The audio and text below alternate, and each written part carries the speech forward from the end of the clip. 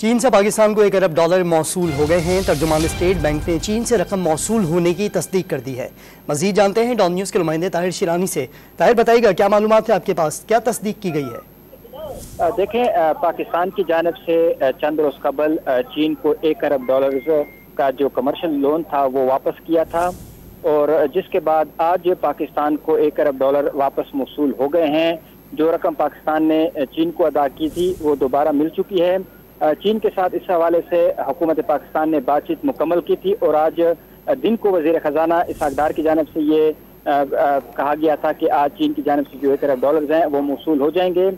इसके साथ साथ बैंक ऑफ चाइना के साथ भी 30 करोड़ डॉलर पर बातचीत चल रही है, और चीन के स्वाप मुआहदे के तहत भी पाकिस्तान को उम्मीद है कि रकम आएगी।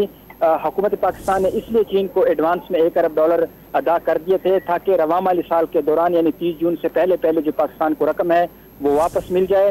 तो इसलिए ये एक अहम पेशरफ्त है कि जो पाकिस्तान ने चीन को रकम वापस की थी वो अब दोबारा पाकिस्तान को 1 अरब डॉलर आज मौसूल हो गए हैं। और इस हवाले से थोड़ी देर पहले जो तर्जुमान स्टेट बैंक है उनकी जानिब से बाकायदा डॉन न्यूज़ को इस बात की तस्दीक भी कर दी गई है कि जो चीन की जानिब से 1 अरब डॉलर हैं वो पाकिस्तान को मौसूल हो गए हैं।